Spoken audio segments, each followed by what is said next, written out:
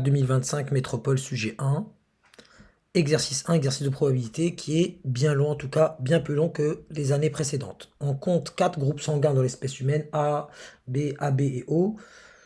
Chaque groupe sanguin peut présenter un facteur Rhésus. Lorsqu'il est présent, on dit que le Rhésus est positif, sinon on dit qu'il est négatif. Au sein de la population française, on a quelques informations et sûrement on doit être amené à remplir un arbre à partir de ces infos, donc je ne vais pas les lire maintenant pour les relire derrière. Donc A, c'est l'événement, le groupe sanguin est A, B, c'est le groupe sanguin est B, etc. Et là, on nous dit que pour un événement quelconque E, E bar, c'est l'événement contraire de E, et P de E, c'est la probabilité de l'événement E. Recopier l'arbre aussi compte en complétant les 10 pointillés. Donc, il y en a 10. Donc là, pour A, combien en A? Donc, on nous dit ici, dès le début, 45% des individus appartiennent au groupe A. Et parmi eux, 85% sont de Rhésus positifs. Donc déjà, ici, je peux remplir 0,45.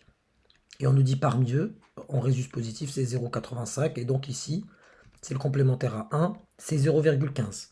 Pour B, qu'en est-il? On nous dit pour B, 10% des individus appartiennent au groupe B. Et parmi eux, 84% sont des Rhésus positifs.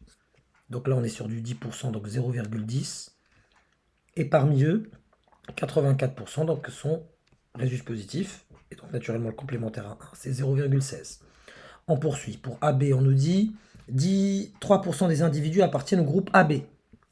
Donc 3% appartiennent au groupe AB, pardon, donc 0,03. Et on nous dit, et parmi eux, 82% sont des Rhésus positifs. Donc 0,82 ici. Et enfin, et donc ici forcément c'est 0,18. Et derrière, donc pour O, 45, on fait la somme. Pour trouver le O ici, c'est tout simplement, on additionne d'abord 0,45 plus 0,10 plus 0,03. Ça me donne 0,55 plus 0,03. Ça me donne 0,58. Et donc pour le groupe O, il y en a beaucoup du coup, c'est 0,42. Donc cet arbre-là, il est précieux parce que derrière, j'en aurai besoin, je pense, à toutes les questions qui viennent. Donc je le prends en copier et je le colle juste à côté ici. Donc là, je le mets ici et on me dit, donc je le mets ici, voilà. Montrer que P de B inter R, c'est 0,084 et interpréter ce résultat dans le contexte de l'exercice. Donc P de B inter R, c'est appartenir au groupe B et avoir un Rhésus positif. Donc c'est d'abord P de B fois P de R, sachant que j'ai eu B avant. Ce qui me donne, donc P de B c'est 0,10 fois P de R sachant B, P de R sachant B, donc c'est 0,84. Et en effet, on décale la virgule. Ça me donne 0,084. On me demande d'interpréter ce résultat dans le contexte de l'exercice. Et ben c'est la probabilité d'obtenir un individu qui est du groupe B et qui a un Rhésus positif. Donc on pourrait dire que donc 0,084 c'est 8,4%. Donc je dirais que 8,4% de la population, 8,4% de la population est du groupe B et du groupe B et de Rhésus positif. Rhésus positif. Voilà. Donc utiliser le pourcentage, c'est toujours ça bon. Toujours ça de prix. Passe à la question 3. On précise que P de R est égal à 0,8397. Montrer que P de R sachant O est égal à 0,83. Donc je vais utiliser mon arbre. Je le mets ici. Là, je le rétrécis un petit peu. Et avant de manipuler les choses, je vais d'abord citer la formule. Donc d'après, puisqu'on me demande P de R sachant O, d'après la formule des probabilités conditionnelles, d'après la formule des probabilités conditionnelles,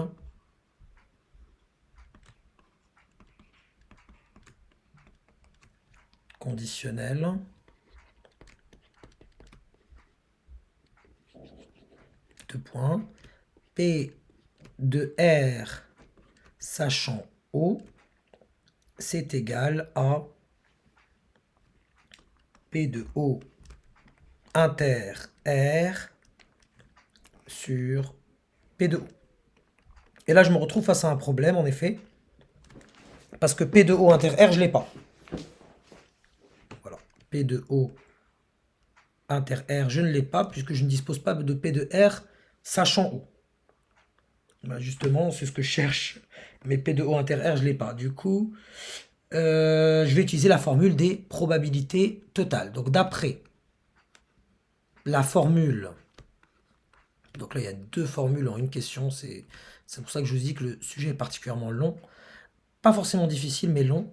D'après la formule des probabilités totales, deux points,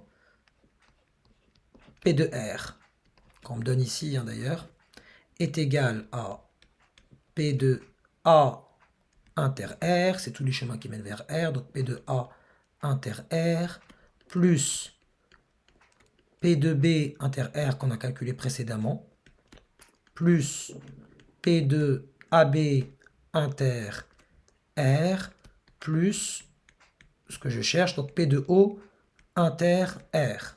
P de R, on me le donne, c'est 0,8397, donc d'après l'énoncé, qui est égal à P de A inter R, donc 0,45 fois 0,85, 0,45 fois 0,85, plus P de B inter R, je l'avais déjà calculé, c'est 0,10 fois 0,84, donc 0,084, plus P de AB inter R, donc 0,03 fois 0,82, plus P de O inter R. Et là, c'est une petite équation simple, donc P de O inter R, c'est quoi en réalité? C'est égal à 0,8397 moins tout ça, moins ça, moins ça, moins ceci. Moins 0,45 fois 0,85, moins 0,084, moins 0,03 fois 0,82. Bon, avec la calculatrice, je le trouve rapidement. Donc là, ça me donne 0, j'ai déjà tapé, 0,3486. 0,3486. Donc là, j'ai trouvé P de O inter R. P de O, je le connais, c'est 0,42. Et puis, j'ai plus qu'à appliquer la formule. Ainsi, P de R sachant O. J'applique la formule. Donc, P de O inter R, je viens de le trouver, c'est ça. Donc, 0,3486 divisé P de O inter R, donc divisé par P de O, c'est 0,42, la branche de O. Et là, j'utilise ma calculatrice. Donc, cette quantité que je viens de trouver précédemment, celle-là, donc je vais la diviser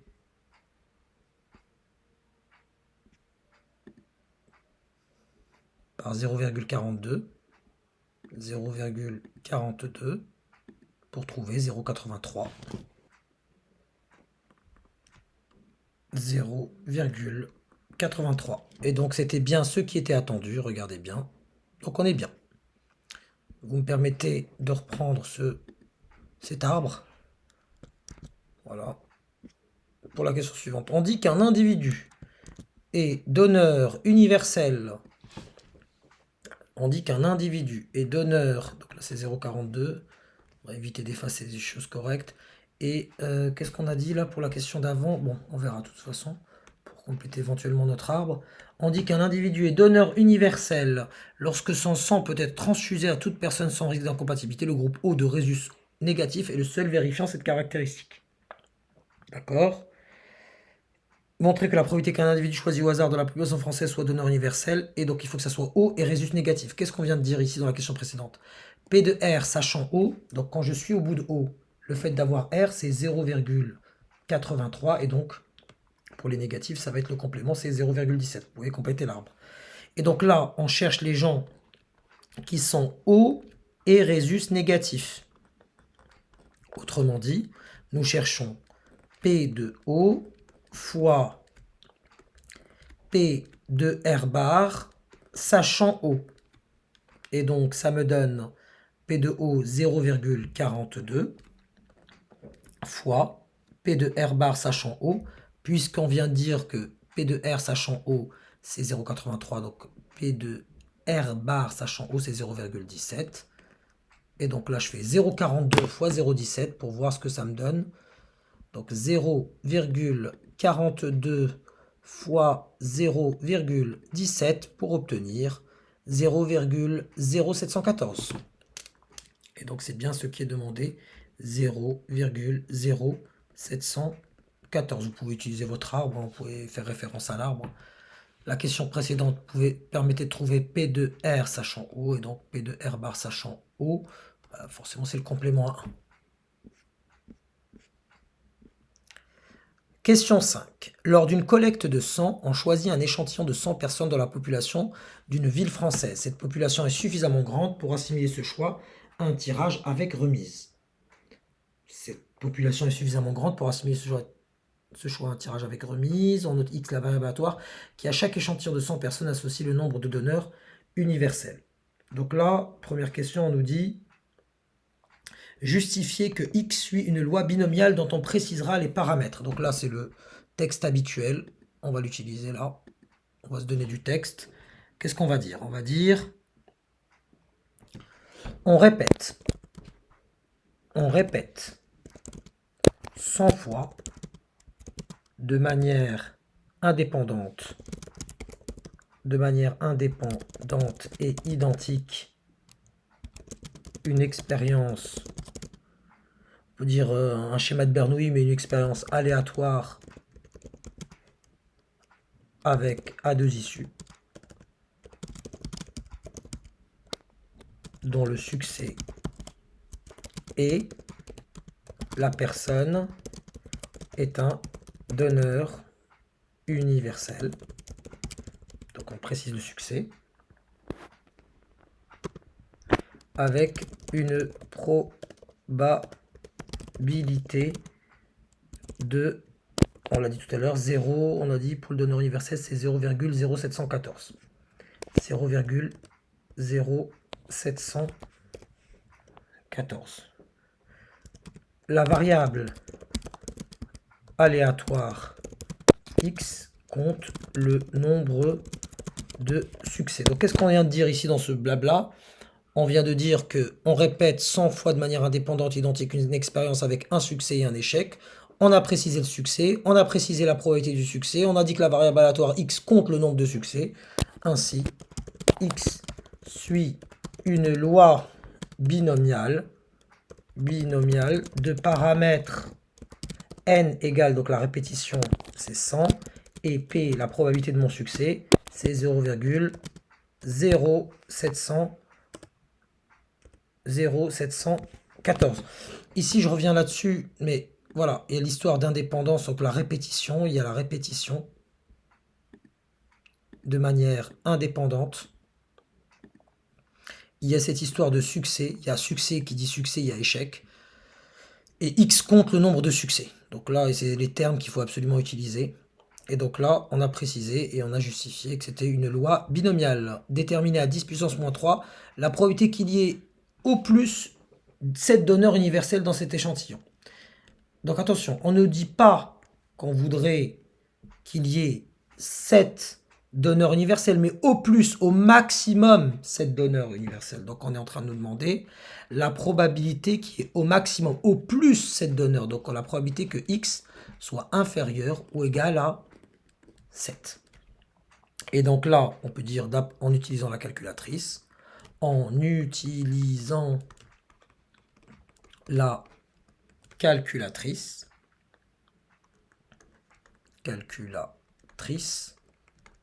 de points, et de X inférieur ou égal à 7, pardon. Donc là, j'y vais. Moi, je préfère la Numworks. Donc là, je rentre là-dedans, binomial. Je répète 100 fois. Mon paramètre de succès, mon succès, il a une probabilité de 0,714, d'accord. Suivant. Donc je veux que ça soit inférieur à 7. Je rentre et je veux 3 chiffres après la virgule, donc 0,577. Ainsi, ça me donne environ, à 10 puissance moins 3 près, environ 0,577 à 10 puissance moins 3 près, 3 chiffres après la virgule. Montrer que l'espérance E, donc là on utilise les formules du cours, on peut quand même préciser à notre correcteur, puisque, et ça parce qu'on est dans le cadre d'une loi binomiale, puisque x suit une loi binomiale, de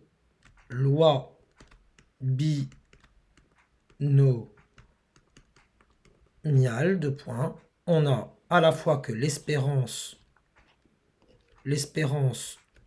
de x égale à n fois p, et la variance de x, c'est n fois p fois 1 moins p. Donc n fois p, c'est 100 pour la répétition. La proba de succès, c'est 0,0714. Et donc là, en effet, ça me donne le 7,14. 7,14. Et là, ça me fait n, donc 100 fois 0,0714 fois 1 moins p, ça me donne 1 moins 0,0714, ce qui me donne, en tapant ça à la calculatrice, rapidement, hop, hop, hop, hop, hop, donc 100 fois 0,0714 fois 1 moins 0,0714 pour obtenir 6,63. Donc on veut des chiffres après la virgule, donc environ 1. Donc ça c'était égal, pile poil. Et ça me donne bien 6,63 à 10 puissance moins 2 près. Et c'est toujours pas fini le sujet, dis donc. Sujet décidément interminable. Question 6. Lors de la semaine nationale du don du sang, une collecte de sang est organisée dans N villes françaises, choisies au hasard, numérotées de 1 à N, où N est un entier naturel non nul. On considère la variable x1 qui, à chaque échantillon de 100 personnes de la ville 1, associe le nombre de donneurs universels dans cet échantillon. De même pour x2, etc. On suppose que ces variables aléatoires sont indépendantes et qu'elles admettent la même espérance égale à 7,14 et la même variance égale à 6,63. On considère la variable aléatoire mn, qui est en fait la somme de toutes les variables aléatoires qui sont les mêmes, divisé par n. Donc ils nous disent que représente la variable mn dans le contexte de l'exercice. C'est tout simplement la moyenne. Donc mn, vous voyez, donc mn désigne, vous voyez bien l'idée de moyenne, la moyenne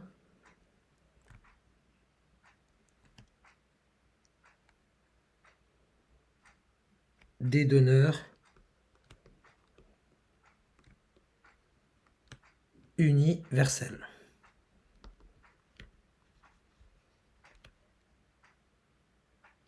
Sur les n collect.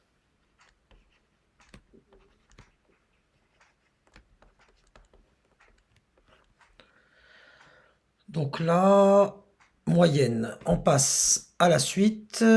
Calculer l'espérance de mn. Donc l'espérance de mn, ça faut connaître son cours. Espérance de mn, si vous voyez bien en fait, c'est égal à l'espérance de, si on le réécrit, x1 plus x2, etc. jusqu'à xn, le tout divisé par n. Donc par linéarité de l'espérance, ça me donne 1 sur n facteur de espérance de x1 plus x2 plus x3, etc. jusqu'à xn. Ce qui me donne, c'est toujours la linéarité, hein, 1 sur n de espérance de x1 plus espérance de x2. Donc j'utilise la linéarité de l'espérance plus espérance de x3. 3 petits points jusqu'à l'espérance de xn. Et sauf qu'on a dit que chacune de ces variables aléatoires a pour espérance, on nous le dit, 7,14. Donc c'est 1 sur n fois 7,14 ici. N fois 7,14. Ce qui me donne donc les n vont s'éliminer. Donc 1 fois 7,14. Donc c'est égal à 7,14. Bon, déjà, ça c'est fait. Après, on nous dit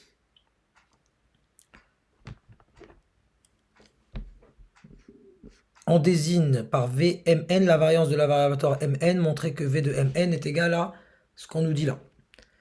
Ben là, c'est pareil, c'est-à-dire que la variance pardon, de Mn, c'est égal en fait à la variance.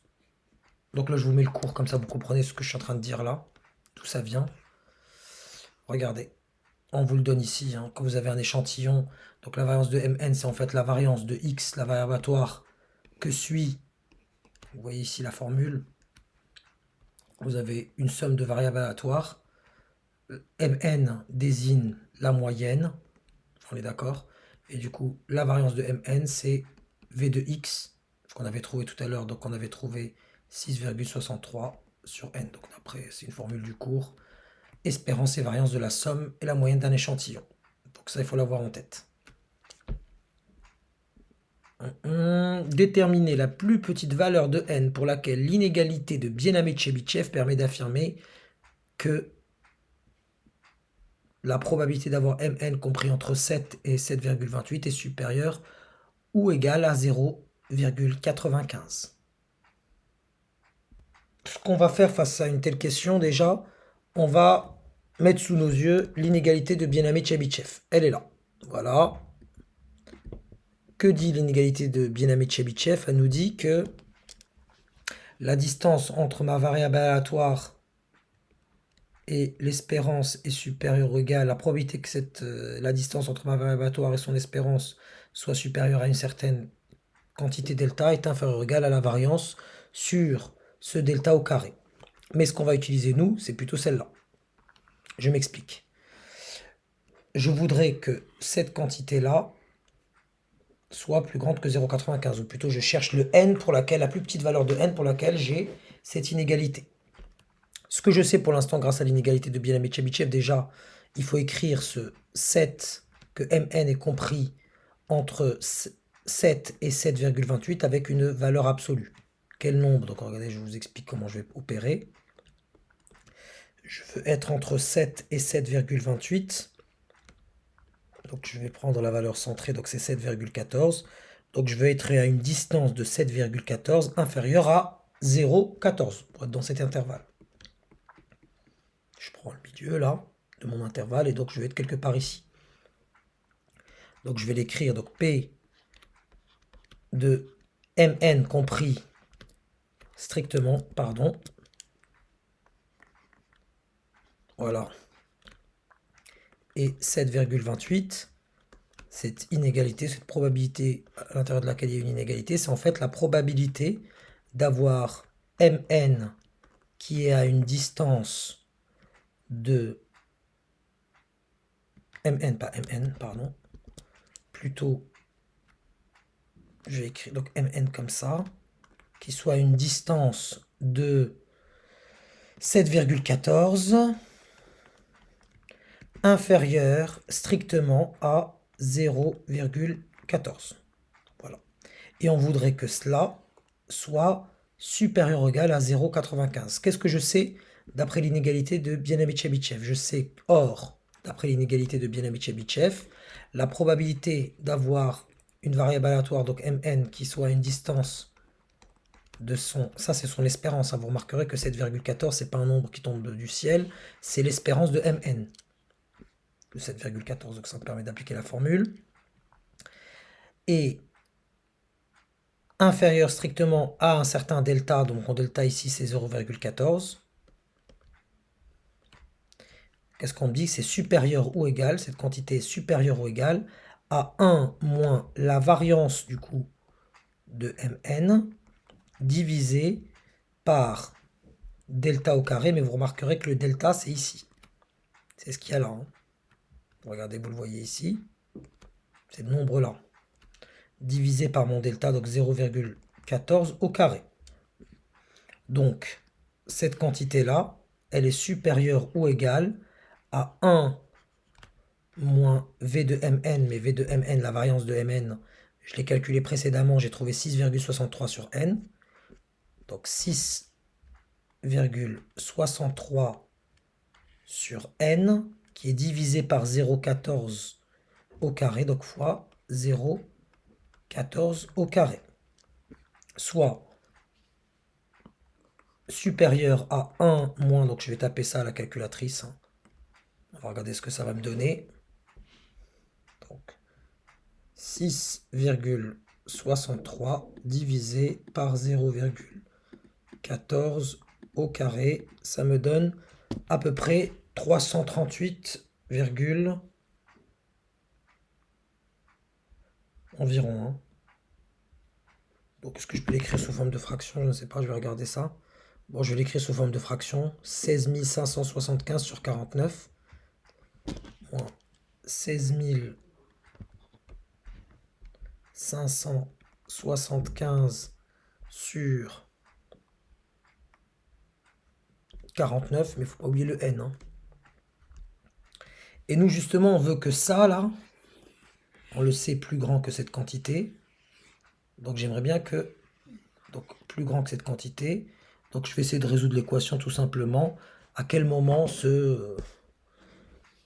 1, je vais essayer de résoudre l'équation. À quel moment 1 sur 16 575 sur 49n sera supérieur. Et on doit résoudre. Donc je peux écrire et on doit résoudre. On doit résoudre cette quantité supérieure ou égale à 0,95. Et là, je me lance. Ça me fait moins 16 575 sur 49n. Je soustrais 1 des deux côtés. Ça me donne supérieur ou égal à moins 0,05. Je multiplie par moins 1. Ça me donne 16 575 sur 49n inférieur ou égal à 0,05. Qu'est-ce que je fais à ce moment-là? Le 49n qui divise, de l'autre côté, il va multiplier, donc ça me fait 16 575 inférieur ou égal à 0,05 fois 49n. Donc je tape ça à la calculatrice. 0,05 fois 49. Donc 2,45 n, donc 16 575 est inférieur à 2,45 n, et naturellement, je dois avoir 16 575 divisé par 2,45, n est un entier, 16 575 divisé par 2,45, ça me donne 6765,3 inférieur ou égal à n. Donc il faut que n doit être supérieur à cet entier. Et donc l'entier qui est supérieur à lui directement, c'est donc n doit être supérieur ou égal à 6766. Voilà, c'est des maths cuisine. Je ne suis pas forcément fan d'avoir introduit ça au programme, mais je fais avec. Voilà. On passe à l'exercice 2. On considère une fonction f définie sur l'intervalle 0 exclu plus infini. On admet qu'elle est deux fois dérivable sur l'intervalle 0 plus infini. On note f' sa fonction dérivée et f seconde sa fonction dérivée seconde. Bon. Dans un repère orthogonal, on trace ci-dessous la courbe représentative de f sur l'intervalle 0,3. La droite TA tangente ACF au point d'abscisse 1 et la droite TB tangente ACF au point d'abscisse E. D'accord. On précise par ailleurs que la tangente TA passe par le point 3, 0. Comme ça, on pourra déterminer facilement le coefficient directeur, puisqu'on sait qu'elle passe par A et du coup par C. Donc là, on a la représentation. Qu'est-ce qu'on nous dit? Déterminer le nombre dérivé f' de 1. Donc f' de 1, ça désigne le coefficient directeur de la tangente en 1. Donc TA. Donc en 1, regardez bien, 1, il est là.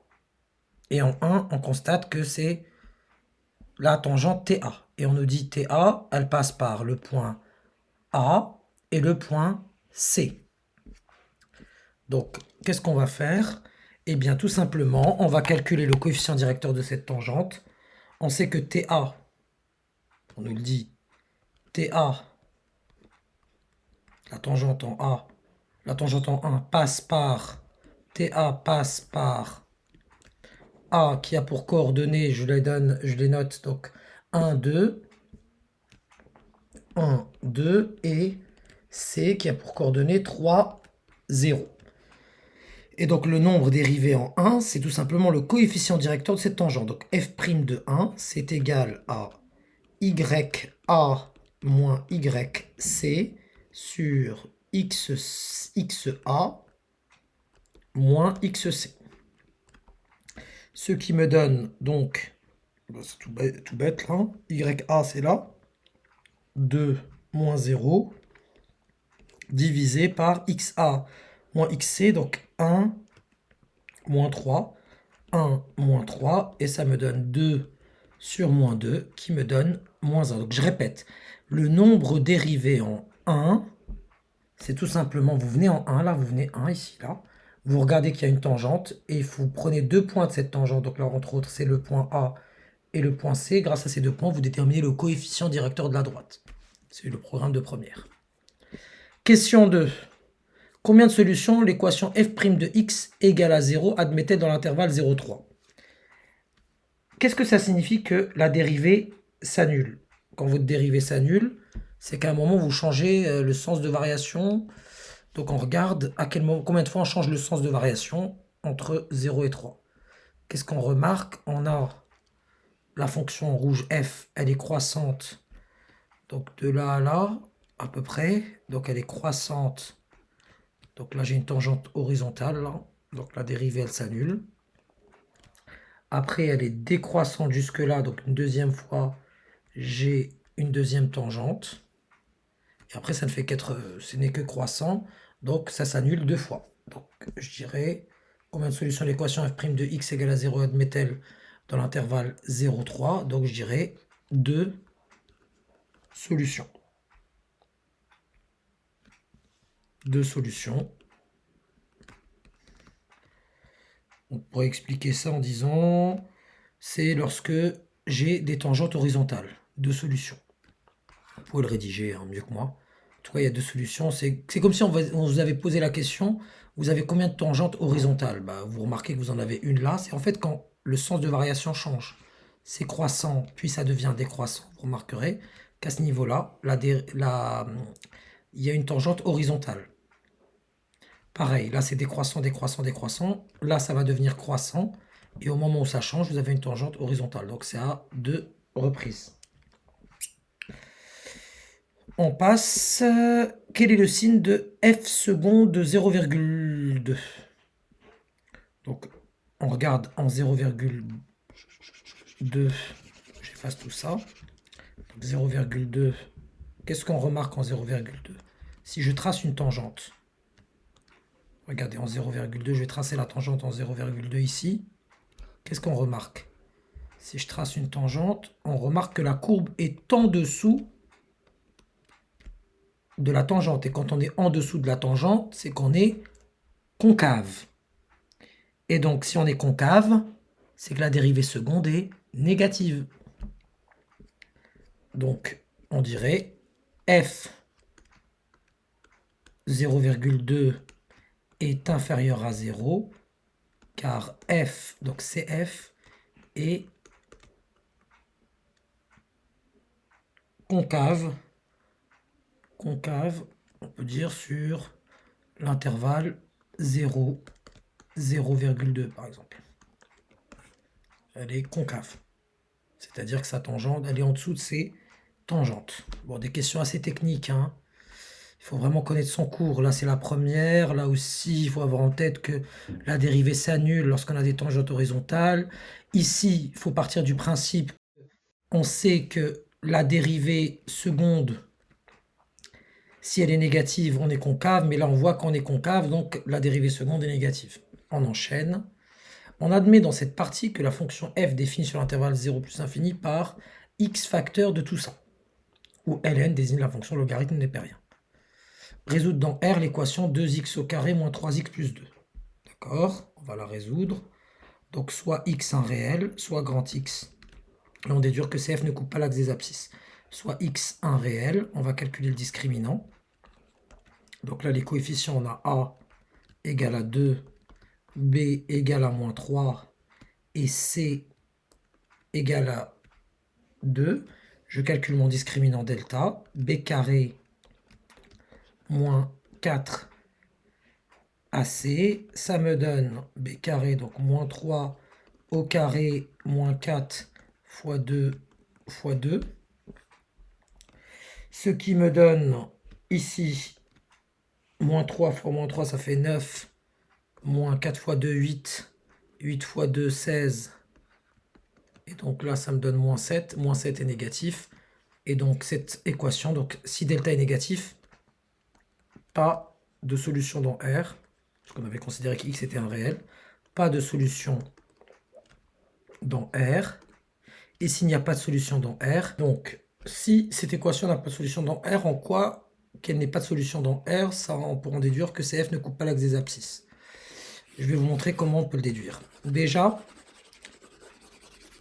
couper l'axe des abscisses, ça signifierait qu'on doit résoudre l'équation. En fait, on doit résoudre l'équation f de x égale à 0. Équation qui est équivalente avec x, soit x ici, soit x, un nombre appartenant à l'intervalle 0 plus l'infini. Donc c'est x facteur de 2 ln de x au carré moins 3 ln de x plus 2 égale à 0. Donc on a soit x qui vaut 0 ou 2 ln de x au carré moins 3 ln de x plus 2 égale à 0. X égale à 0, on ne peut pas le retenir, parce que x, il appartient à l'intervalle 0 plus l'infini, 0 exclu. Celui-là, on ne peut pas le retenir.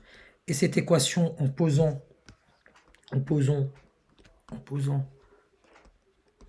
x, ln de x égale à grand X, on n'a pas de solution.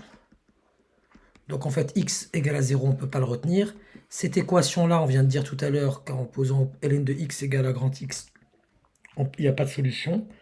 Donc, puisque f de x n'est jamais égal à 0, parce qu'on ne peut retenir aucune solution, donc CF ne coupe pas l'axe des abscisses. Encore une fois, c'est une question technique et qui demande un petit peu de compréhension de comment je vais passer de cette équation-là qui n'a pas de solution à celle-là en posant ln de petit x égale à grand X, en me disant que j'ai déjà, ça deviendrait ça en fait, ça deviendrait 2 x au carré moins 3x plus 2, et je viens de dire que cette équation, ça, égale à 0, n'a jamais de solution. Donc 2 ln de x au carré moins 3 ln de x plus 2 ne peut pas avoir de solution.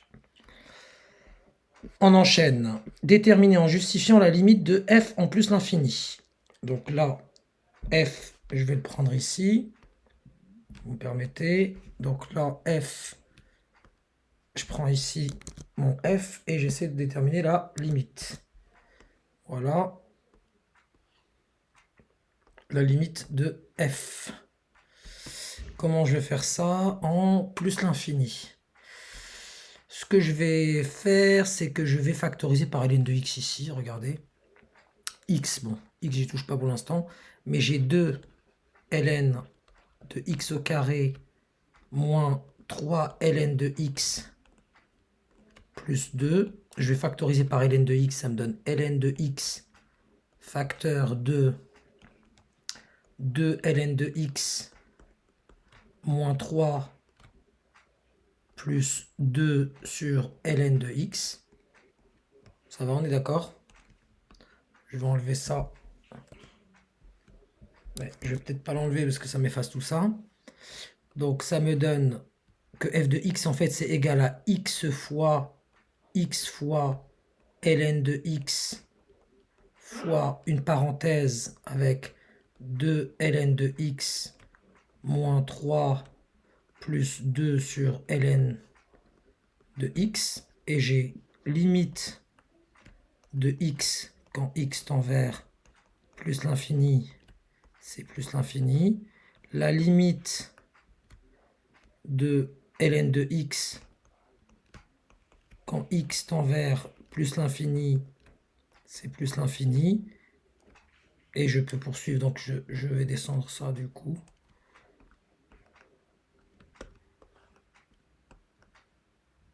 Voilà.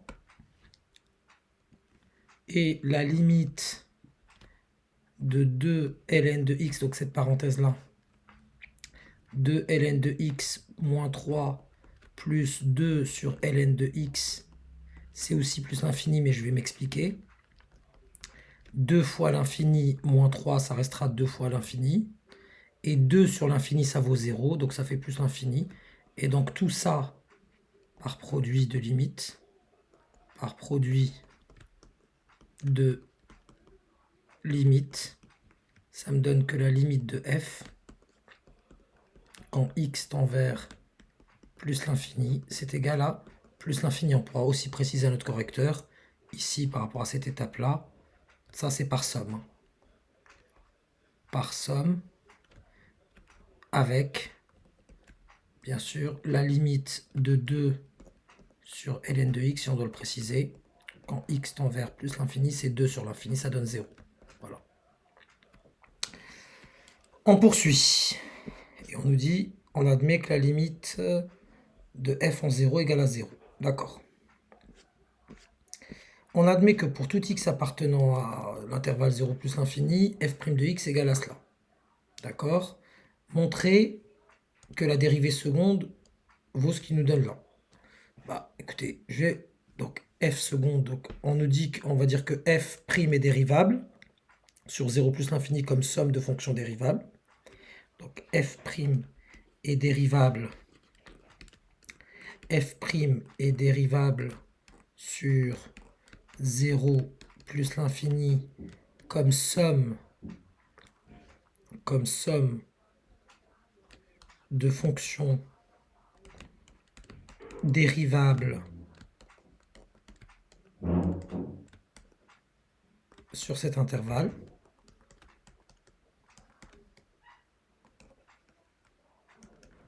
Et on a f seconde du coup de x égale. Donc déjà, il faut que je dérive 2 fois ln de x au carré. Ça me fait donc 2 fois, et quand vous avez u puissance n et que vous devez le dériver, vous mettez votre n fois u' fois u à la puissance n-1. Je vais appliquer cette formule. Donc j'ai 2 fois déjà, j'ai le 2 ici. Ça, c'est le 2 qui était en facteur. Fois, du coup, je dois dériver ln de x au carré. Donc je mets le 2 de la puissance ici. Vous voyez le n qu'il y a là? Je le mets là. Donc ici, c'était 2. Donc je mets 2. Fois la dérivée de ln de x qui est 1 sur x. Fois ce qu'il y avait avant, c'est-à-dire ln de x, mais au lieu que ça soit puissance 2, c'est 2 moins 1. Donc il ne reste plus que ln de x puissance 1, quoi. Plus ln de x, sa dérivée, c'est 1 sur x. Et 1 moins 1, c'est une constante, ça devient 0. Ce qui me donne, donc 2 fois 2, 4. Donc ça fait 4 fois 1, 4 ln de x sur x, plus 1 sur x, mais en fait j'aurais pu factoriser par 1 sur x, là c'est 1 sur x fois 1, et donc je fais 1 sur x, le premier 1 sur x est multiplié par 2 fois 2, 4, 4 fois ln de x, et le deuxième 1 sur x est multiplié par 1, donc plus 1, et j'obtiens bien le résultat attendu. Étudier la convexité de la fonction f sur l'intervalle 0 plus l'infini, préciser la valeur exacte de l'abscisse du point d'inflexion. Bon, là, quand on nous parle de la convexité, c'est dire quand est-ce que c'est convexe, quand est-ce que c'est concave. Autrement dit, quand est-ce que ma dérivée seconde va s'annuler. Donc, on doit résoudre l'équation. On doit résoudre l'inéquation. On doit résoudre l'inéquation f' de x, quand est-ce que f seconde de x est plus petite que 0. Donc quand est-ce que, bien sûr, sur 0 plus l'infini. Donc quand est-ce que 1 sur x, facteur de 4 ln de x plus 1, par exemple, les inéquations, on peut dire, les inéquations plus petit que 0. 1 sur x, de toute façon, c'est tout le temps positif. Il reste à étudier le signe de 4 ln de x plus 1. Donc, quand est-ce que 4 ln de x plus 1 est inférieur à 0? C'est lorsque 4 ln de x est inférieur à moins un quart. Donc là, parce que là, je passais le 1 de l'autre côté, nanana. Et donc, ln de x est inférieur à moins un quart, c'est quand x est inférieur à exponentielle de moins un quart. Et pareil, on devinera que f seconde pour f de x est supérieur à 0, c'est quand x il sera supérieur à exponentielle de 1 quart. Donc là, si je dois résumer dans le saint tableau, voilà, hop, hop, sur 0, donc x variant entre 0 et plus l'infini, j'ai exponentielle de moins 1 quart, ma dérivée seconde s'annule là, donc là, f seconde de x. Je suis négatif, je suis plus petit que 0 quand je suis plus petit que ça. Donc je suis négatif là, je suis positif là, et la convexité, j'en déduis là, la convexité. Donc ici, f, elle est concave, et là, f, elle est convexe. Bon, la question, elle est assez simple, hein. Il suffit de résoudre des inéquations. Ça m'a pas l'air bien compliqué. Du coup, qu'est-ce qu'on a à la suite? On a... Donc f concave, f convexe, ça c'est bon, ça c'est fait. Et on nous dit montrer que CF est au-dessus de sa tangente sur l'intervalle 1 plus l'infini. Bon. Qu'est-ce qu'on a dit? Sur l'intervalle exponent... Ah oui, donc attention, on n'a pas répondu totalement à la question. On nous dit la valeur exacte de l'abscisse du point d'inflexion. Le point d'inflexion, c'est là où la dérivée seconde s'annule. Donc c'est ça le point d'inflexion, l'abscisse. Ça, c'est l'abscisse du point d'inflexion, c'est-à-dire le moment où votre dérivée seconde va s'annuler. Donc là, sur l'intervalle exponentiel de moins un quart plus l'infini, on nous dit que f est convexe. Et qu'est-ce que ça signifie convexe? C'est-à-dire qu'elle est au-dessus de toutes ces tangentes. Or, vous remarquerez que l'intervalle 1 plus l'infini, il est inclus dans l'intervalle exponentiel, vous pouvez le vérifier, hein, dans l'intervalle exponentiel de 1 moins 1 quart plus l'infini. En gros, toutes les valeurs qu'il y a ici, elles sont là-dedans.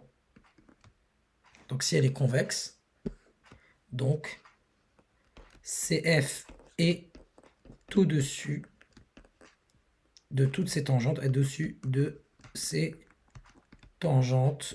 CF est au-dessus de ces tangentes sur cet intervalle. Et si elle est au-dessus de ces tangentes sur cet intervalle, c'est-à-dire qu'elle est aussi au-dessus de TB. Justifier que la tangente TB a pour équation réduite y égale 2x moins e. Bon, on remonte à TB. Voyons voir TB. Donc TB, ici, elle est là. Il me faudrait 2 points de TB. Qu'est-ce qu'on a comme point? Est-ce qu'on en a un autre qu'on pourrait lire facilement? On va regarder ici, on nous dit TB passe par le point EE. D'accord.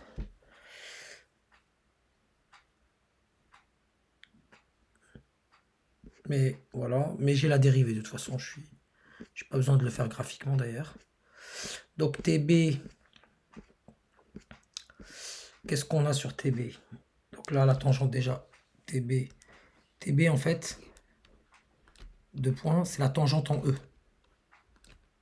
Donc elle est égale, donc 2 points y égale à f' de E, facteur de x moins E, plus f de E.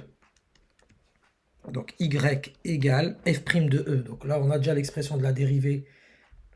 La dérivée, on nous l'avait donnée ici. Donc je la reprends telle quelle. Donc je la reprends, ma dérivée. Ma dérivée, je la reprends. Voilà. Comme ça, je la calcule, je calcule rapidement. Je sais que f de E, ça vaut E, hein, parce que B passe par le point B, vous remarquerez, il appartient à la courbe, c'est EE. Donc l'image de E, c'est E. F de E, c'est E. Donc là, par contre, la dérivée, donc f de E, f' de E, donc f' de E, c'est égal à 2 fois ln de E au carré plus ln de E moins 1. ln de E, ça signifie ln de E à la puissance 1. On est d'accord. Donc, ça me fait ici 2 fois, donc ln de E au carré, c'est comme si j'avais ln de E, je sais que c'est un peu tautologique, fois ln de E, plus ln de E moins 1, donc ln de E c'est la puissance 1. On sait que la fonction logarithme et exponentielle sont réciproques l'une de l'autre, donc ça me fait 2 fois ln de E puissance 1, c'est 1, fois 1, plus 1, moins 1. 1 moins 1, ça s'élimine, et 2 fois 1 fois 1, ça fait 2. Donc là, ça me fait y égale 2 fois, ici pour celle-là, facteur de x moins e plus f de e, mais on a dit que c'était e, je développe, ça me donne y égale 2 fois x, ça me fait 2x, moins 2 fois e, plus e, ce qui me donne bien à la fin 2x moins e. C'était bien ce qui était attendu. À l'aide d'une intégration par partie, montrer que l'intégrale entre 1 et e est égale à cela. Bon, l'intégration par partie, ça peut vous poser problème. Donc avant de la faire, on va d'abord rappeler la formule rapidement.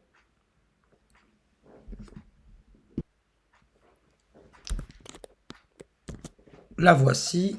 Donc là, qu'est-ce qu'on nous dit? Si U et V sont deux fonctions dérivables sur AB qui admettent des dérivés U' et V' continus, donc on peut tracer sans lever le crayon, alors voici la formule magique.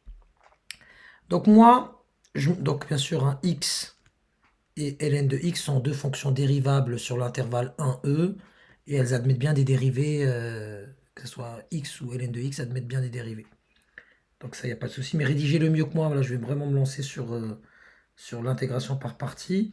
Donc il y en a une que je dois désigner comme étant la fonction et une comme une dérivée. Ce que je vais choisir comme dérivée, qu'est-ce que je choisirais comme dérivée? Eh bien, je peux choisir que x, c'est la dérivée de x au carré sur 2. On est d'accord? Voilà. Donc ce que je vais faire, donc je vais faire la chose suivante. Donc je vais prendre 1 sur e, je vais tout réécrire, x ln de x. Voilà. Dx. Ce que je vais désigner comme étant mon u c'est ln de x. Donc si mon u c'est ln de x, u' c'est naturellement 1 sur x. Et si je désigne v' comme étant, donc ce que je choisis comme v', c'est x. Et donc pour obtenir x, c'est x au carré sur 2 que je dois dériver. Donc v, c'est x au carré sur 2. J'applique donc ma formule en ayant désigné les choses suivantes. Ça me donne UV égale U, donc ça me donne ln de x ici, je vais mettre ln de x, mon v c'est fois x au carré sur 2, x au carré sur 2 entre 1 et e, moins l'intégrale entre 1 et e de U', donc U' c'est 1 sur x, donc 1 sur x fois ce que j'ai désigné comme étant mon V. Mon V, c'est x au carré sur 2, dx. Ça me donne donc, ici, c'est archi simple. Il suffit de calculer les images. Donc, ça me donne ln de E fois E au carré sur 2 moins ln de 1 fois 1 au carré sur 2 moins, bon, ça on peut l'écrire encore comme ça, vous allez voir, x au carré sur x, ça fait x. Ça me fait x sur 2, ou 1 demi fois x, si vous voulez, dx. Je poursuis. Ça me donne donc ici ln de E, c'est 1, donc ça me fait une fois exponentielle au carré sur 2. Ln de 1, c'est 0, donc 0 fois quelque chose, ça saute. Et ici, quelle fonction dois-je dériver pour obtenir x, ou plutôt x sur 2? Quelle fonction dois-je dériver pour obtenir x sur 2? Vous savez, je ne vais pas me casser la tête. Je vais mettre le 1 demi extérieur, et je mets la primitive de x directement, si vous me le permettez. Donc la primitive de x, c'est x au carré sur 2. Ce qui me donne exponentielle au carré sur 2, moins 1 demi fois ce que je vais calculer là, c'est-à-dire e au carré sur 2, moins 1 au carré sur 2, pour obtenir exponentielle au carré sur 2, moins 1 demi fois ça, ça me donne moins exponentielle sur 2 fois sur 4, moins fois moins, donc ça fait plus 1 quart. Voilà, ça fois ça, ça fait plus 1 quart. Et ce qui va se passer, je mets tout ça sur 4, donc là fois 2, là je mets un 2 ici. J'obtiens donc le tout sur 4, 2 exponentielle de 2 moins exponentielle de 2 plus 1. 2 fois moins 1, donc ça fait une fois exponentielle de 2 plus 1 sur 4. C'est vraiment une intégration par partie élémentaire, il n'y a rien de compliqué, quoi. Le plus dur à la limite, c'est voilà, désigner bien votre U et désigner bien votre V. Voilà. Après, on me dit, en note A, l'aire du domaine assuré sur la figure, délimité par la courbe CF, la tangente TB, les droites d'équation x égale à 1, x égale à E, on admet que, voilà, l'intégrale de x, ln de x au carré de x, etc. On doit dire la valeur exacte de l'aire en unité d'air. Bon, déjà, faut comprendre, là, il y a beaucoup trop d'informations. Là, je vous renvoie à votre début de cours sur les intégrales. On cherche l'aire assurée en bleu. Voilà. Mais en fait, l'aire assurée en bleu, c'est tout simplement, regardez bien, c'est toute cette partie, c'est l'intégrale de ma fonction entre 1 et E. Intégrale à qui j'enlève cette partie verte. Et je rajoute le vert avec les points. Bah là, tout simplement, c'est la différence, parce que cette partie est négative, et puisqu'il faut la rajouter, en mettant un moins, ça revient à la rajouter. C'est pour ça que je vous dis, allez revoir votre cours.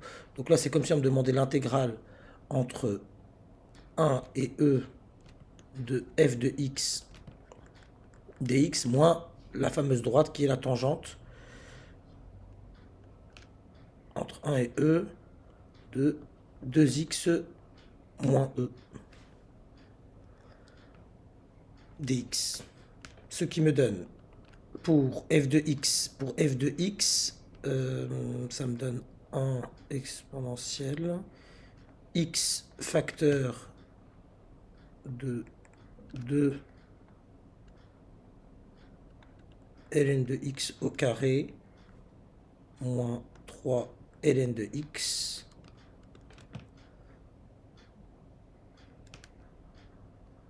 plus 2 dx moins l'intégrale entre 1 et E, 2x moins E dx. Par linéarité de l'intégrale, je vais tout rassembler. Entre 1 et E, donc là je développe, ça fait 2x ln de x au carré moins 6x, enfin plutôt moins x ln de x, moins 3x ln de x. J'ai multiplié ça et ça, bon. 3x ln de x, 2 fois x plus 2x, et là je rassemble tout, donc moins 2x plus E dx. Ça me donne ici 2 fois l'intégrale entre 1 et e de x ln de x au carré, moins 3 fois l'intégrale entre 1 et e de x ln de x dx. Les 2x et moins 2x s'éliminent mutuellement, plus l'intégrale e dx entre 1 et e. Bon, là, ça me fait 2 fois l'intégrale x ln de x au carré entre 1 et e. Donc là, ça m'est donné dans l'énoncé. Donc je l'écris. Moins 3 fois cette intégrale-là que j'avais précédemment calculée. J'avais trouvé exponentielle de 2 plus 1 divisé par 4.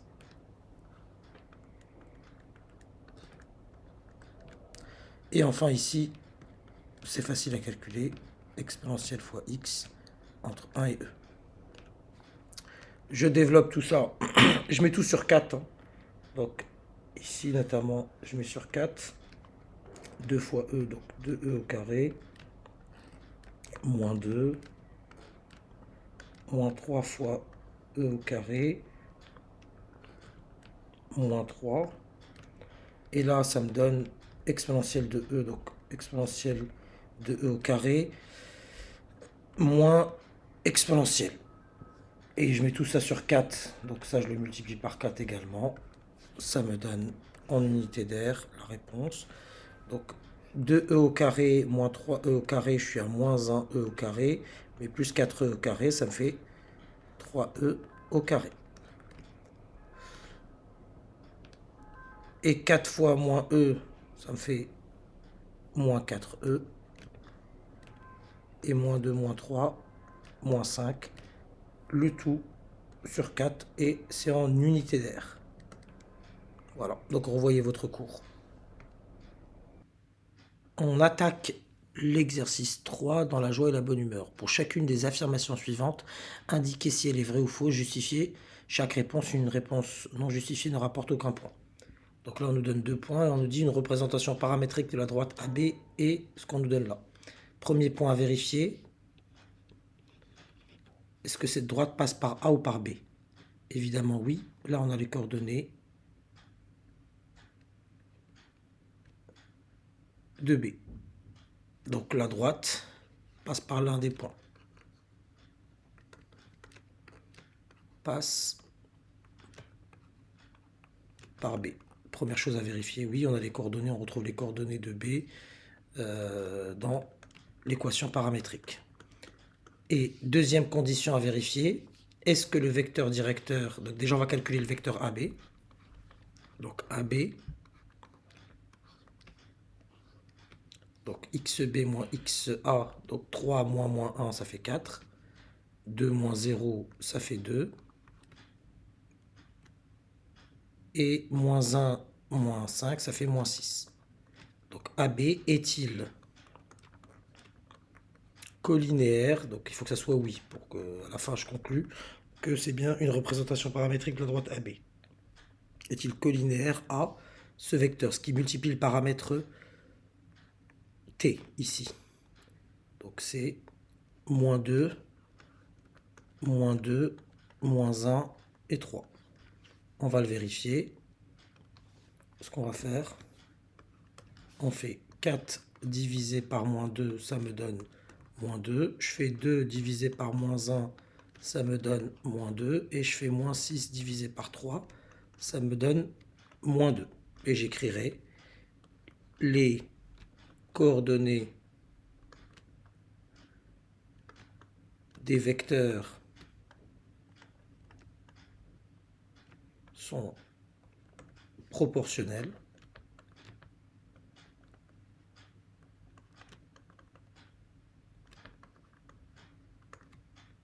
Et j'en conclus donc les vecteurs sont collinéaires. Et donc conclusion,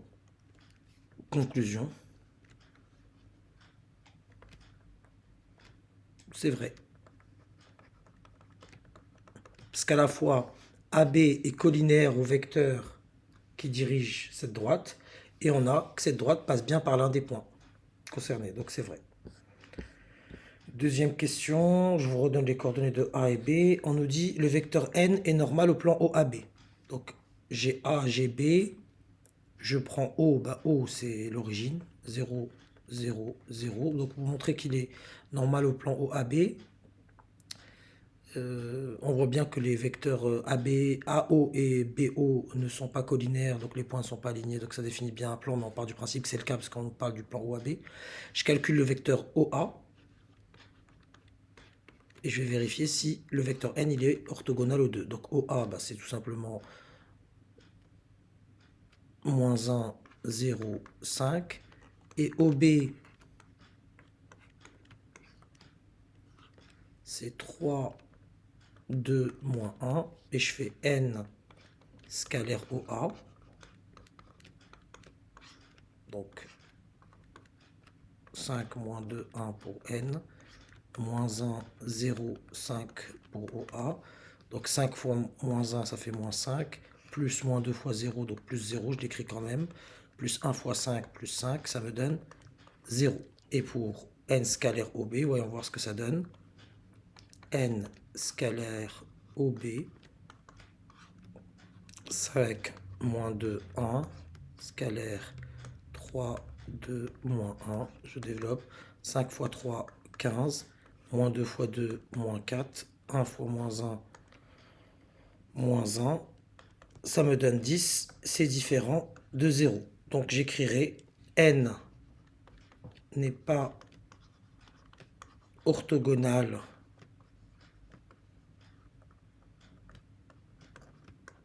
à deux vecteurs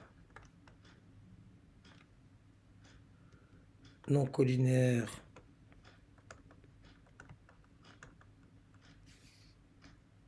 n'est pas orthogonal à deux vecteurs non collinaires du plan. Je pars du principe orthogonal aux deux vecteurs, c'est orthogonal aux deux en même temps. N'est pas orthogonal à deux vecteurs non collinaires du plan. Donc n n'est pas normal au plan. Normal au plan. Il eût fallu qu'il soit orthogonal aux deux, à deux vecteurs non collinaires. On passe à la question suivante. On nous donne une droite, mais on nous donne deux droites, et on nous dit si elles ne sont pas coplanaires. Qu'est-ce que ça veut dire? Donc ils disent elles ne sont pas coplanaires. Pardon, je vais juste revenir parce que là je viens de comprendre. Là, il faudra écrire que l'affirmation est fausse. Donc elle était fausse en disant qu'elle est normale. Donc il faut préciser pour éviter de perdre des points bêtement. Et là, est-ce que les droites ne sont pas coplanaires? Est-ce que c'est vrai ou faux? Donc ne pas être coplanaire, c'est ne pas être parallèle et ne pas être séquente. Donc déjà, on va vérifier est-ce que D et D' parallèles. On va s'interroger. Ce que je vais faire, c'est que je vais noter D avec une flèche, le vecteur directeur de D. Donc c'est ce qui multiplie le paramètre K. Donc c'est 1, moins 1, 2. 1, moins 1, 2. Et je note D' avec une flèche, le vecteur qui dirige la droite D'. Ce qui multiplie le paramètre S. 4, 4, moins 6. Et en fait, pour dire si elles sont parallèles ou pas, je vais voir s'ils sont collinaires ou non. Donc je remarque déjà que 4 divisé par 1, ça me donne 4, qui est différent de 4 divisé par moins 1. Les vecteurs ne sont pas collinaires. Les vecteurs directeurs de ces droites, donc les vecteurs ne sont pas collinaires. Donc D et D' ne sont pas parallèles. Ne sont pas parallèles. Pour la non-coplanarité, on est bien parti. Maintenant, il faut montrer qu'elles ne sont pas séquentes non plus. Ce que je vais faire, c'est que je vais effacer ce que j'ai écrit là. Donc, elles ne sont pas parallèles. Maintenant, je vais montrer si elles sont ou non séquentes. Donc, pour voir si elles sont séquentes, il faudrait trouver un x, y, z qui appartient aux deux. Donc on doit résoudre le système. Donc déjà la question c'est d et d' séquentes. Donc, je résous le système. Est-ce que éventuellement avec k et s désignent des réels? Désigne des réels. Je dois résoudre le système 15 plus k égale à 1 plus 4s. 8 moins k égale à 2 plus 4s. Et enfin, moins 6 plus 2k, moins 6 plus 2k égale 1 moins 6s.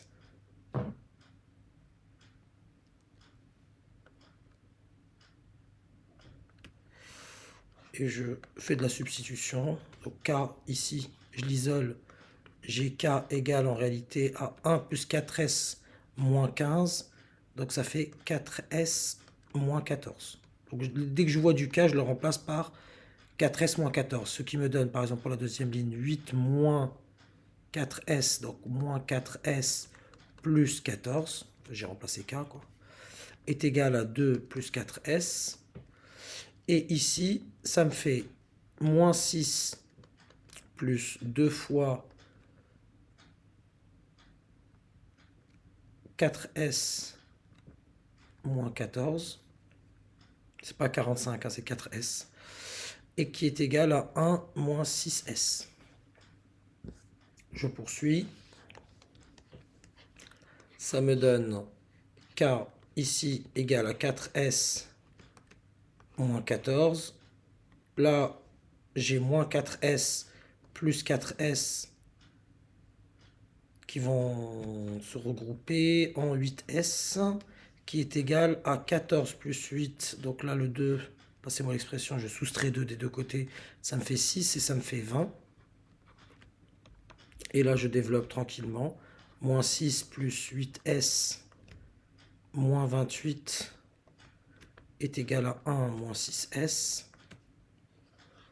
Je poursuis mon chemin. J'ai k égale à 4s moins 14.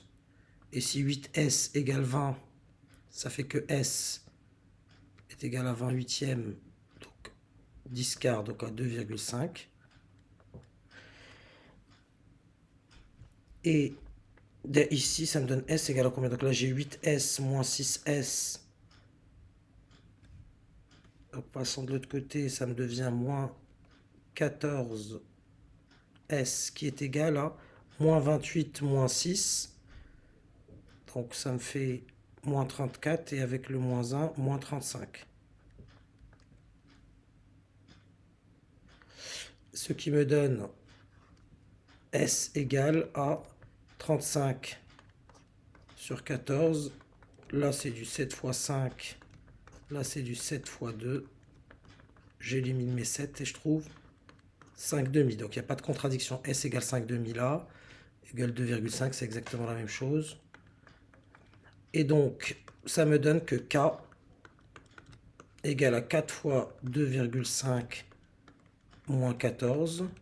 10 moins 14 égale à moins 4. Qu'est-ce que je conclus de tout ça? Tout simplement, elles sont bien séquentes en ce point-là. Donc il y a bien un point. Donc là, non. Enfin, sont-elles séquentes? Oui, elles sont séquentes, oui. Les droites sont séquentes au point. Je prends le plus simple des deux. Bon, je prends k égale moins 4. K égale moins 4. Et je reviens. Donc k concernait cette droite-là. Donc regardez, pour trouver le point d'intersection, je trouve k égale moins 4. Donc 15 moins 4, ça me donne 11. 8 moins 4, ça vous donne 12. Et moins 6 moins 8, ça donne moins 14. Voilà le point d'intersection. 11, 12, moins 14. 11, 12, point 11, 12, moins 14. Donc quand on m'a affirmé qu'elles ne sont pas coplanaires, si elles sont coplanaires. Affirmation fausse, puisqu'elles sont séquentes, elles sont coplanaires. Question 3. On considère le plan P d'équation x moins y plus z plus 1 égale à 0. La distance du point C au plan P est égale à 2 racine de 3. Bon, là, il y a beaucoup de choses à comprendre. On a un espèce de plan. Il est là. On sait qu'il est dirigé par le vecteur normal. Donc le vecteur normal à ce plan, on peut l'extraire de là. On va l'appeler n. C'est 1, moins 1, 1. Donc le vecteur normal, il est là. Donc la droite rouge. Et on a la distance du point C au plan P est égale à... Donc on va considérer qu'il y a le point C quelque part ici. Donc on va faire la représentation paramétrique de la droite rouge, c'est-à-dire la droite qui va passer par C et qui est dans le vecteur directeur et collinéaire au vecteur normal. Donc pour la droite rouge, je vais faire une représentation paramétrique. Je vais l'appeler, la droite rouge, je vais l'appeler D. Donc D, elle passe par C et elle est dirigée par le vecteur directeur. Donc C, c'est 2 moins 1, 2, plus le paramétrage, donc je le mets à t, t1 réel, plus 2t, plus t, pardon, plus t, moins t, plus t. Et nous, on veut la distance entre C et le plan, donc on va noter ici C', le projeté orthogonal de C sur le plan. Et qu'est-ce qu'on remarque sur ce C'? C' vérifie deux conditions. À la fois, il appartient à la droite rouge, et à la fois, il appartient au plan. Donc, C', on va noter ses coordonnées XC', Y, C' et Z, C'. C', il appartient à la fois à ma droite, et C' appartient à mon plan P. Donc ces coordonnées vérifient les deux. Il suffira donc d'injecter, parce que regardez, x égale 2 plus t, y égale moins 1 moins t, et z égale 2 plus t. Et là, j'injecte ces coordonnées dans mon plan, et je trouve le paramètre t. Ça me donne du coup 2 plus t pour le x, moins, entre parenthèses, moins 1 moins t, plus z, donc plus 2 plus t, plus 1 qui traîne, ça vaut 0.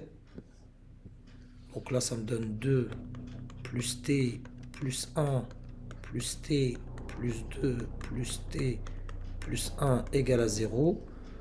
2 plus 1, ça fait 3. 3 plus 2, ça fait 5. Et plus 1, ça fait 6. Et pour les t, t plus t, ça fait 2t. Plus encore un t, ça fait 3t égale à 0. Et je trouve alors t est égal à moins 6 tiers, c'est-à-dire moins 2. Ainsi, j'ai trouvé les coordonnées de C' grâce à ça, parce que j'ai trouvé le paramètre en question. On prend le temps, donc j'ai trouvé le paramètre. Et là, je retourne à ma droite. J'ai trouvé t égale moins 2. T égale moins 2. Et là, je retourne dans ma droite et je le mets là-dedans. Donc C', il aura pour coordonnées, parce qu'il a pour paramètre t égale moins 2, C', il aura pour coordonnées 2 plus moins 2, ça fait 0. Moins 1, moins 2, ça fait moins 1 plus 2, ça fait 'un. Et 2 moins 2, ça fait 0. Et maintenant, j'ai plus qu'à calculer la distance C', c'est la racine de xC' moins xc au carré, plus yc' moins yc au carré, plus zc' moins zc au carré. Calculons, ça me donne cc' égale à racine de xc', donc 0 moins 2, donc moins 2 au carré, plus yc', donc 1 moins moins 1, donc moins 1 au carré, plus zc' moins zc, c'est-à-dire 0 moins 2, le tout au carré. Ça me donne moins 2 au carré, ça fait 4. Moins 2 fois moins 2. La 1 plus la 2 au carré, ça fait encore 4. Et encore 4. Donc là, j'ai C' qui est égal à racine de 12. Et racine de 12, je peux le simplifier. Donc C', c'est égal du coup à 4 fois 3. C'est-à-dire que C' est égal à racine de 4 fois racine de 3, c'est-à-dire à 2 racines de 3. Est-ce que c'était bien ce qui était demandé? Donc oui, l'affirmation est vraie. C'est une question classique, elle n'est pas difficile. Si elle tombe généralement sous cette forme-là. Projeté orthogonal, généralement, c'est cette procédure qu'il faut suivre. Affirmation vraie. 6.4 pour conclure le sujet. Une équipe de biologistes étudie l'évolution de la superficie recouverte par une algue marine appelée Posidonie, sur le fond de la baie de l'Alicastre, près de l'île de Porquerolles. La zone étudiée est d'une superficie totale de 20 hectares. Et au 1er juillet 2024, la Posidonie recouvrait 1 hectare de cette zone. D'accord. Étude d'un modèle discret.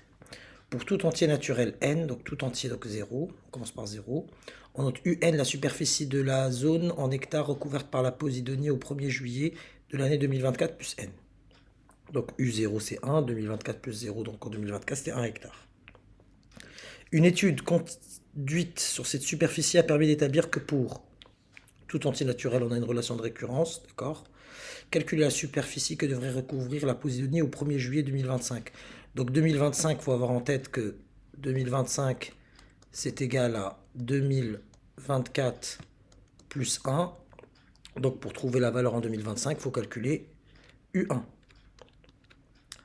Et U1 égale, d'après la formule de récurrence, à 0,02 fois UN au carré, donc fois U0, le rang d'avant, au carré, plus 1,3 fois U0, ça me donne moins 0,02 fois 1 au carré, donc fois 1, plus 1,3.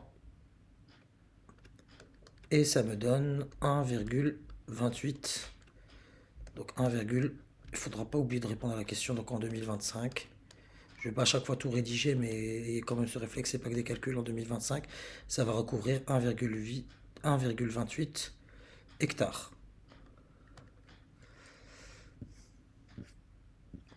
En note H, la fonction définie sur l'intervalle 0,20 par h de x égale à une fonction du second degré. Et on nous dit, on admet que h est croissante, d'accord. Et derrière, il faut démontrer pour tout entier naturel une propriété, un encadrement. Donc on doit montrer, je vais commencer par rédiger ce que je dois montrer. Donc étape 0, on doit montrer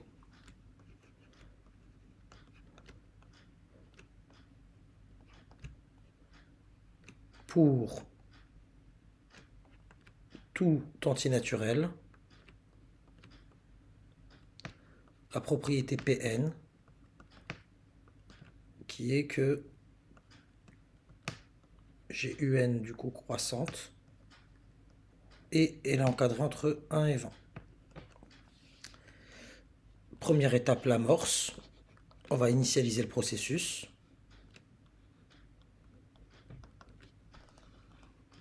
On a U0 égale 1 et U1, le rang d'après, 1,28. Donc, on a 1 qui est inférieur ou égal à U0, qui est inférieur ou égal à U1, qui est inférieur ou égal à 20. Donc P0 est vrai. Donc P0, donc la propriété au rang 0 est vraie. La propriété est initialisée. Ça, c'est pour l'initialisation. Et l'étape 0 où on dit ce qu'on doit démontrer. Maintenant, on va passer à l'hérédité. et on va utiliser l'argument que h est croissante sur 0,20. Quand je suis sur un intervalle je suis dans l'intervalle 0,20, ma fonction h est croissante, autrement dit, elle conserve l'ordre. Donc soit n, un entier fixé, donc c'est un pléonasme parce que j'ai le soit fixe, tel que Pn. Donc Pn, vous l'avez au-dessus, hein. Tel que Pn est vrai. On a alors, pour ce n fixé,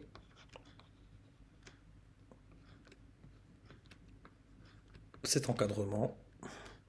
Et moi, j'aimerais bien passer au rang d'après. Il suffit d'introduire la fonction f. La fonction h, pardon. Or, h est croissante. Or, h est croissante, donc elle conserve l'ordre. Donc j'aurai h de 1 inférieur à h de un, qui est inférieur à h de un plus 1, qui est inférieur ou égal à h de 20. Donc h de 1, c'est tout simplement 1,28, qui est inférieur ou égal à h de un, mais h de un c'est un plus 1,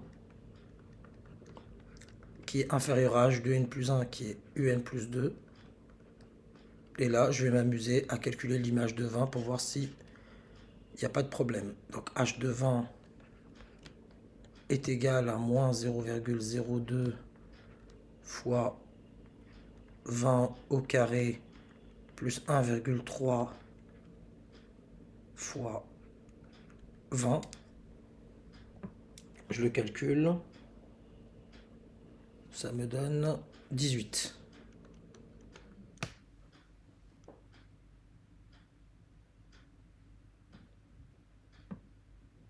Et donc là, qu'est-ce que j'obtiens? J'obtiens que je suis plus petit que 18, mais si je suis plus petit que 18, c'est que je suis plus petit que 20 par transitivité. Et si je suis plus grand que 1,28, c'est que je suis plus grand que 1. Donc, Pn implique Pn plus 1. La propriété est initialisée, elle est héréditaire. Donc, conclusion, pour tout n naturel, on a que un est croissante parce qu'elle est tout le temps plus petite que un plus 1. un est toujours plus grande que 1 et toujours plus petite que 20. En déduire que la suite converge. En fait, pour en déduire que la suite converge, je vais le déduire de ma conclusion précédente. Je vous l'explique un petit peu en couleur. Ici, on a un inférieur à un plus 1. Donc, un est croissante.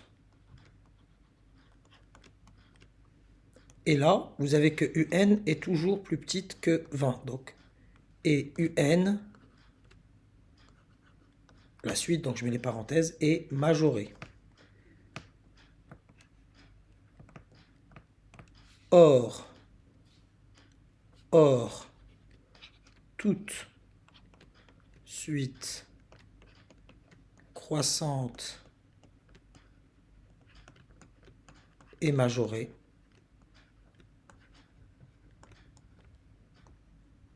Converge. On notera L, la limite de n. Voilà. Justifie que L égale à 15. Déjà, un est défini par récurrence.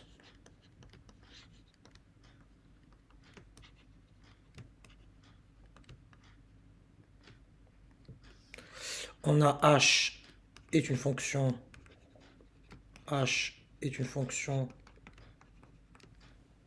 qui est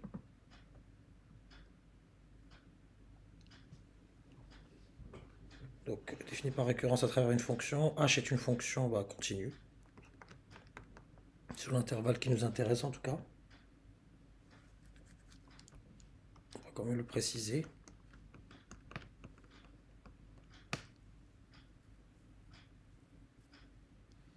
UN, on l'a dit tout à l'heure, est convergente. Et tous ces éléments me permettent de dire que donc L est celui. Donc d'après le théorème du point fixe, on va quand même le citer. Donc d'après le théorème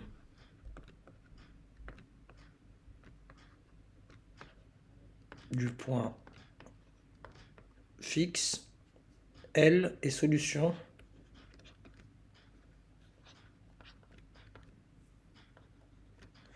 de l'équation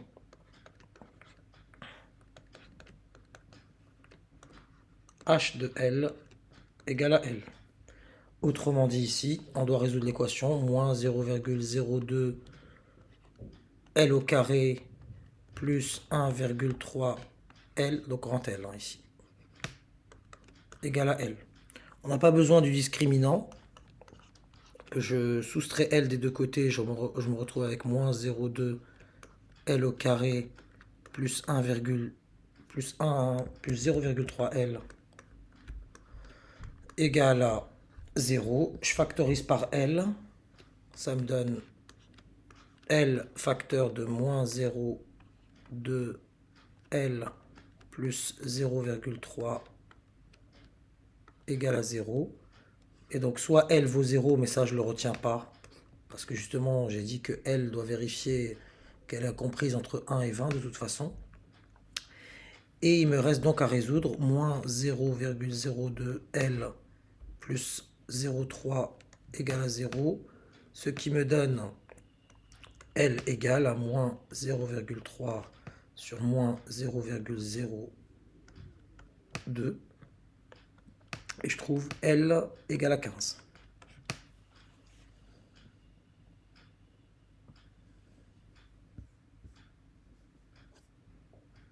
Les biologistes souhaitent savoir au bout de combien de temps la surface recouverte par la Posidonie dépassera les 14 hectares. Sans aucun calcul justifié que d'après ce modèle, cela se produira. Cela se produira car la limite est 15. Donc à un moment, on va se rapprocher le plus possible de 15. Donc si on se rapproche le plus possible de 15, c'est qu'on dépasse 14. Recopier, compléter. Donc on veut, tant que, qu'est-ce que je dis à mon programme? Tant que je suis inférieur ou égal à 14, continue de tourner. Donc tant que tu es inférieur ou égal à 14, continue de tourner. N passe au rang d'après, ce sera N plus 1. Et là, je mets la formule, c'est moins 0,02 multiplié par U puissance 2. Donc je mets deux petites étoiles comme ça, puissance 2, plus 1,3 étoile U. Voilà. Complétez l'algorithme suivant pour qu'en fin d'exécution, il affiche la réponse. On passe à la suite. Partie B, étude d'un modèle continu. On souhaite décrire la superficie de la zone étudiée recouverte par la Posidonie au cours du temps avec un modèle continu, avec les fonctions. Et là, on a des informations dans ce modèle pour une durée T en année écoulée à partir du 1er juillet. La superficie de la zone étudiée recouverte par la Posidonie est donnée par f de t, où f est une fonction définie telle que elle s'annule, enfin, elle vaut, en 0, elle vaut 1. Elle ne s'annule pas sur l'intervalle justement 0 plus l'infini, elle est dérivable et les solutions de l'équation différentielle qu'on nous présente. On admet qu'une telle fonction f existe. Le but de cette partie est d'en déterminer une expression. On note f', la fonction dérivée de f. Bon, il y a beaucoup d'informations, on verra comment on peut l'exploiter. Montrer que g est solution de l'équation différentielle. Donc g que voici. Voilà, il faut montrer que g est solution différentielle. Donc si je dérive g, je retombe sur moins 0,3 fois g plus 0,2. Dérivons g pour voir ce que ça donne. Donc g est dérivable, hein. F ne s'annule jamais. Donc j'utilise la formule de 1 sur v. Donc, je vous rappelle, hein, quand vous avez 1 sur v, v une fonction, et que vous devez dériver, ça fait moins v' sur v au carré. Donc g' de t, il n'y a pas de problème de dérivation. Donc là, g' de t, est égal à moins v', donc moins f' de t sur f de t au carré. Mais qu'est-ce que je sais sur f? Ce que je sais sur f, c'est qu'on me dit que f est solution de l'équation différentielle suivante. Donc en fait, f', puisqu'elle est solution, f', je peux le remplacer par moins 0,02 f de t, facteur de 15 moins f de t, le tout sur f de t au carré, c'est-à-dire f de t fois f de t. Sauf que là, du coup, j'ai un facteur commun, ça me permet de l'éliminer. Et j'ai moins 0,2 fois 15, ça me fait du coup fois 2, ça donnerait 30, fois 0,2, ça donnerait 3. Donc là, moins 0,3. Et moins 0,2 fois moins f de t, ça fait plus 0,02 f de t, le tout divisé par f de t.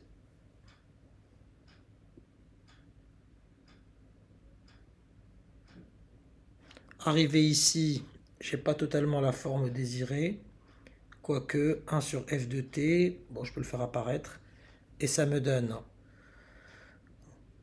moins 0,3 fois 1 sur f de t, donc divisé par f de t, plus 0,02, parce que là, ça s'élimine. Et j'ai g' de t, qui est égal à moins 0,3 g de t, plus 0,02. Les étapes ici, franchement, vous êtes en terminale, est-ce que j'ai vraiment besoin de détailler? Je le fais quand même pour avoir bonne conscience. C'est moins 0,3 sur f de t plus 0, c'est des fractions de base, hein, f de t sur f de t. Ici, je le vois comme étant moins 0,3 fois 1 sur f de t, et 1 sur f de t, c'est justement votre g de t ici. Et là, le f de t s'élimine avec enfin, au numérateur et dénominateur, facteur commun, ça s'élimine. Donc g, j'ai bien montré qu'elle était solution, parce que quand je dérive g, j'obtiens bien moins 0,3 fois g plus 0,02. C'est ce qui était attendu ici. On enchaîne. En déduire que f de t égale 15 sur 14 exponentielle de moins 0,3t plus 1. Ça m'a l'air bien compliqué tout ça. Mais il y a l'idée de en déduire. Donc qu'est-ce que j'ai montré au début? J'ai montré que, donc je sais que g de t, ça c'est ce qu'on m'avait donné, est égal à 1 sur f de t. Et je sais que g' de t, vérifie l'équadifférentielle, moins 0,3 g de t, plus 0,02. Donc je peux trouver, grâce à mon cours du coup, que g de t est de la forme k exponentielle de moins 0,3 t moins 0,02. Je vais mettre le moins devant. Moins 0,3. Ce qui me donne que g est de la forme k exponentielle de moins 0,3 t. Et là, 2 divisé, donc ça me fait du 2 sur 30 plus 2 sur 30, c'est-à-dire 1 sur 15. Donc g de t est de la forme k exponentielle de moins 0,3 t plus 1 sur 15. Maintenant, puisque je sais que g de t, c'est l'inverse de f de t. Donc j'en conclus que f de t étant l'inverse de cette quantité, ça me fait 1 sur... Donc pour essayer d'éviter d'inverser n'importe comment, donc je vais mettre 1 sur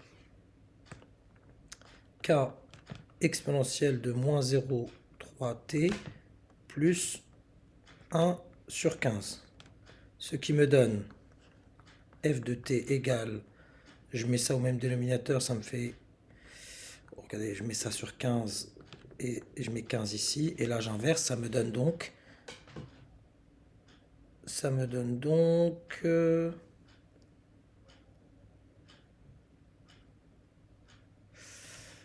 15 sur,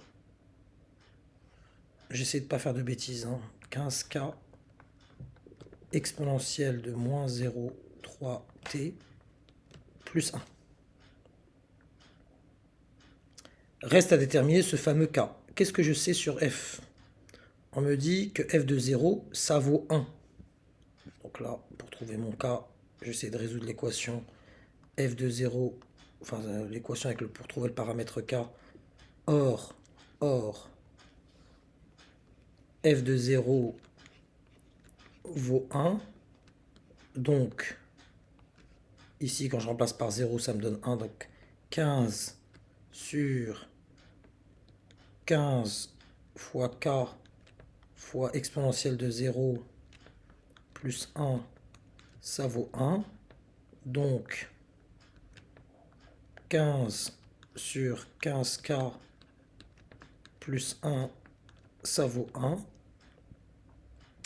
Ça me donne donc, j'en conclus la limite après. Donc 15 égale à 15k plus 1.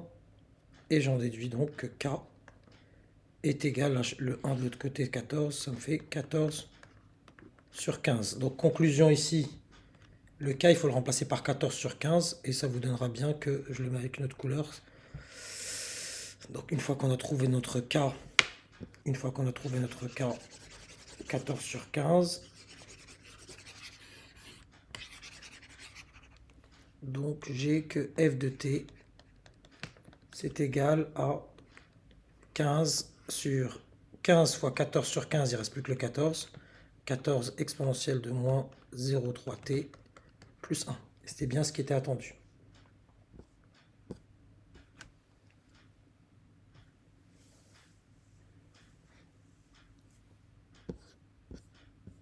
Déterminer la limite de f en plus l'infini. Et ben f, je l'ai juste au-dessus, donc ça m'arrange.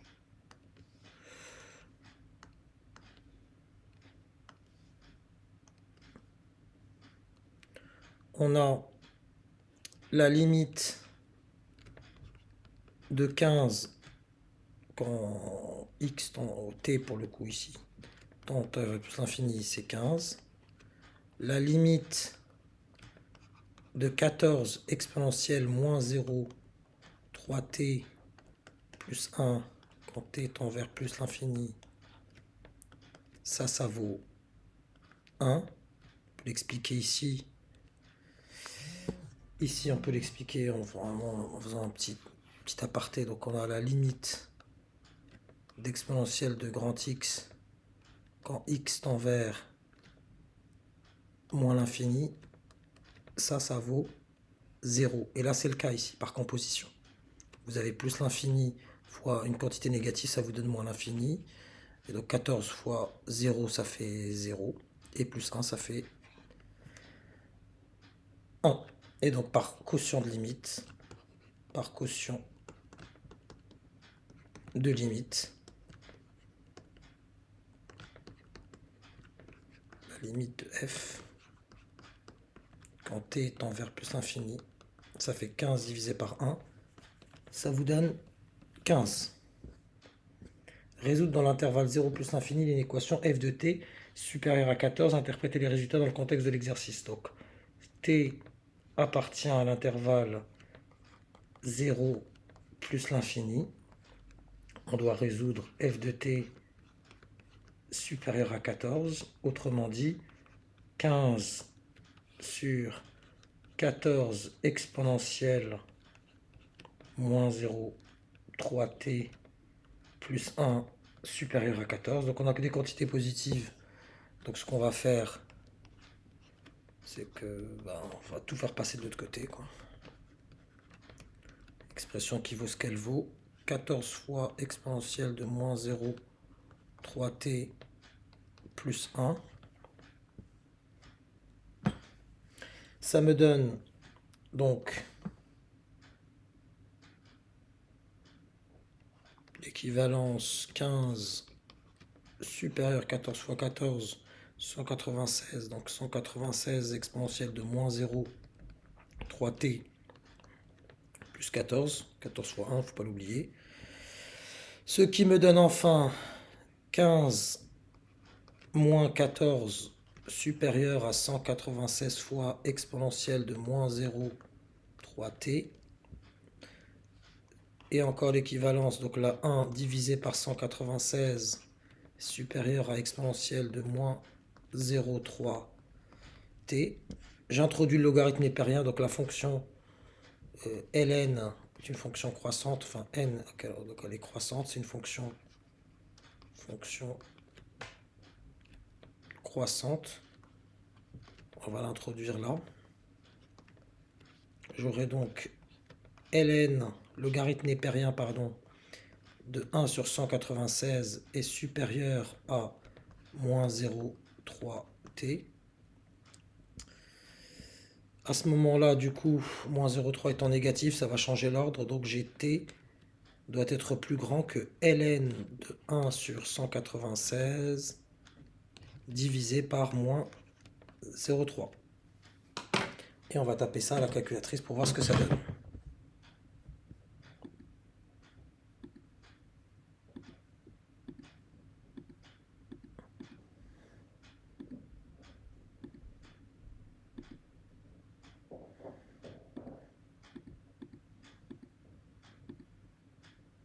Dès que c'est au bout de la... Il faut que t soit supérieur à 17 et quelques. Donc t, c'est pas un entier t, au bout de 17 ans, au bout de 18 ans, on va dire. Parce qu'il faut l'interpréter. L'idée, c'est d'interpréter, on va dire 17 ans et quelques mois, quoi. T doit être supérieur à 17,6. Donc, si c'est quelqu'un, donc dans 17 ans, quand est-ce que ça va arriver? Bah, dans 17 ans et 7 mois, on va dire environ. Dans 17 ans et 7 mois, qu'est-ce qui va se passer? Bah, par rapport au cadre de l'exercice, ben, la plante, elle occupera dans 17 ans et 7 mois plus que 14 hectares.